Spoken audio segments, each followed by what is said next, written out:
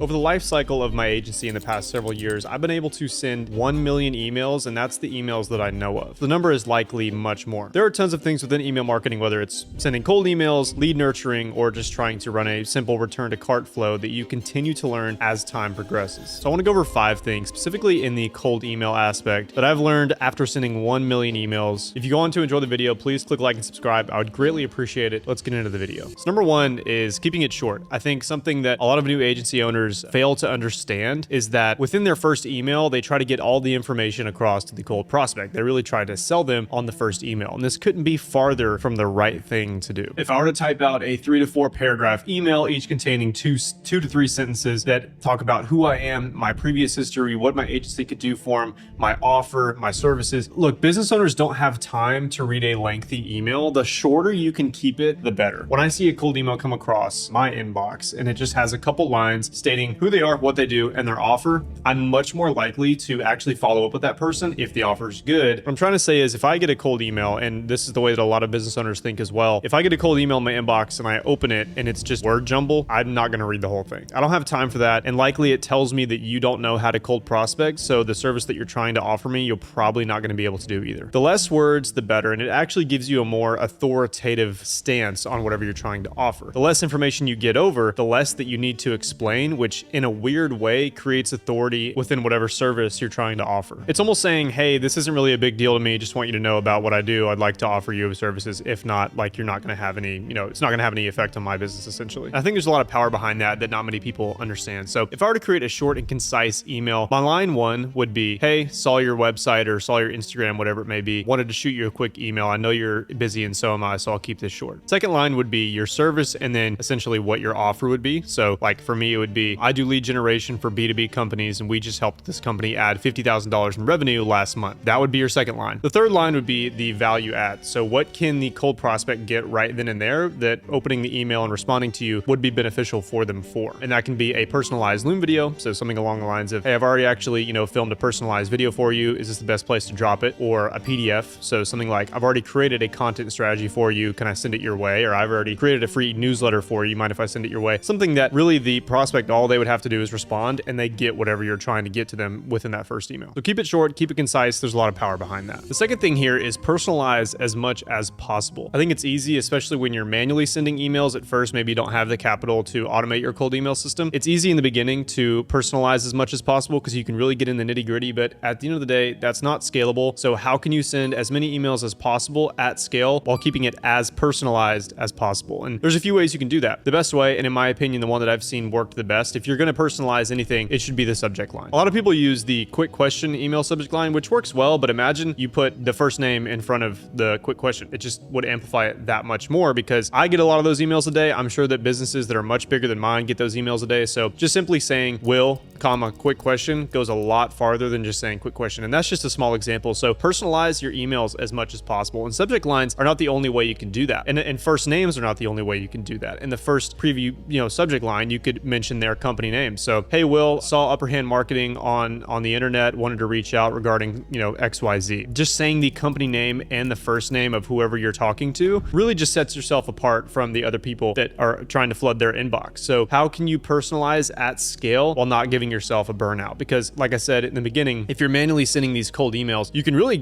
personalize as much as you want to, but you're not going to be sending hundreds of emails a day. You're going to be probably sending 10 to 20 emails, 30, 40, maybe if you're a hustler, personalized emails a day if you're manually sending, and that's just not scalable. You don't want to do that. Cold email is very much a volume game, so you want to be sending hundreds of emails a day if you possibly can. Now, if you're just starting out manually doing cold outreach, there's nothing wrong with that, but I'm talking about scaling and long-term longevity of your cold email outreach. So how can you personalize at scale is the question you have to ask yourself. Find the people that you're targeting and what would catch their attention the most. For most industries, it's just first name, company name, and then whatever their pain point is. So really try to get personalized and keep it as niche as possible, because if you create one cold email script that's not necessarily targeted for a specific industry, you're not saying their first name, company, and industry pain point, then you're really just mixed in with all the other cold emails, and essentially the cold email's dead. Third thing here, and kind of building off the last point, is target the right audience. There are so many tools nowadays that you can take advantage of when it comes to filtering down and finding your target audience, that it's really unacceptable to not be using those tools, because you're just going to fall behind to all the agencies that already use them. Use tools like Apollo.io Instantly.io, Instantly.ai, or Hunter.io to find the right target leads for your cold prospect list and filter down as much as possible, and really try to ask yourself, what industry am I targeting? What is a common pain point in this industry, and how can I solve it in a way that makes me stand out from all the other people that are trying to solve this problem? For example, let's say pressure washing, landscaping,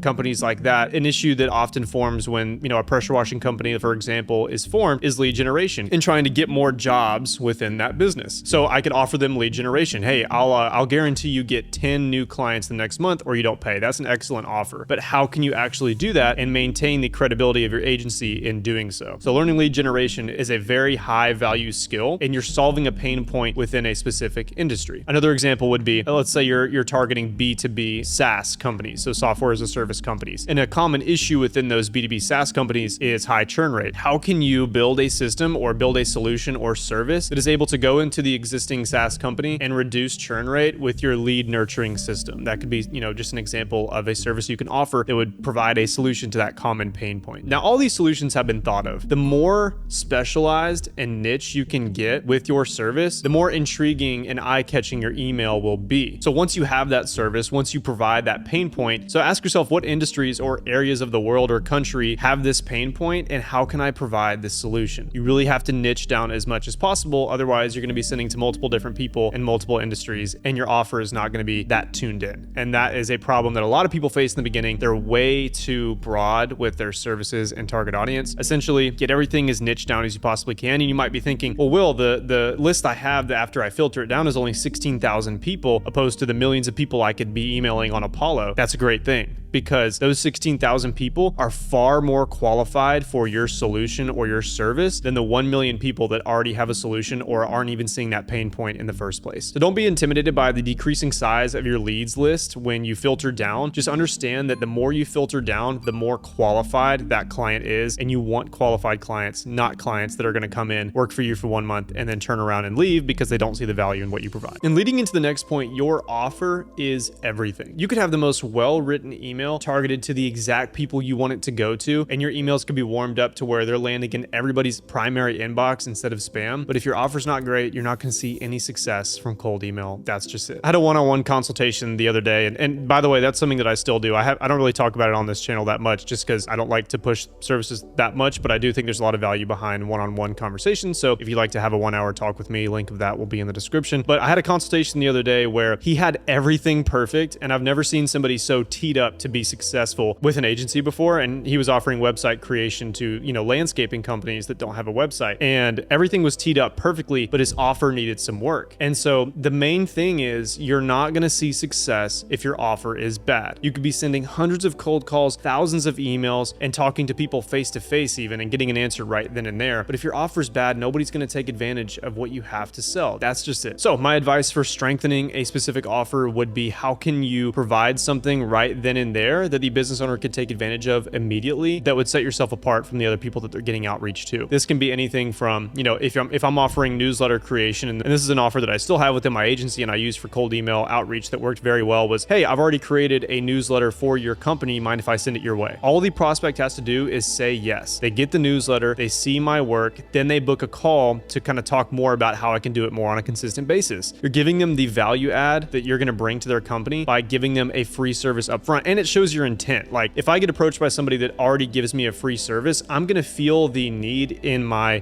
heart, I guess, to give them something in return, because they've already worked for me for free, and it should be a good product. Don't be sending things that aren't good products. Learn the service, learn the product first before you even begin outreach. I don't need to say that though. And once it's a quality product, once it's a quality service, if I receive that as a business owner, I'm going to feel obliged to do something for you in return, which would be bring you on as an agency, bring you on as a partner of my business to do this on a more consistent basis, if you can provide consistent business generation for whatever I'm, selling. But if your cold email outreach stinks and you've already checked your target audience, you're targeting the right people, maybe your emails are landing in spam, that's not it, you're landing in the primary inbox, and it's a very well written script, ask yourself, what is your offer and how can you strengthen it by reducing risk of the business owner? It's very simple, but it's something that a lot of people overlook. My fifth and last point kind of ties in with the last point, but it's not giving away your entire product in the initial first email. email. So back to my first point when I was talking about keeping it short. Many people try to, in the beginning at least, many people try to get across the entire history of their agency or whatever service they're offering and how it could benefit their company. And before you know it, you've got paragraphs of work. And there's a lot of power behind keeping it short. Remember when I said that? The ideal strategy is to not sell them in one email because you want to follow up with them to show your true intent of working with whatever company that you're targeting. For example, if I get one email from you that lists all of the things that you do and everything in your whole history, what your offer is, I'm not enticed to work with you. If I receive the first email, it kind of leaves me wanting more, and then I receive a follow-up email from you that has a lot more in it than the actual first email that may have more words. So for example, if you write a short email that basically, gets your point across, has a great offer,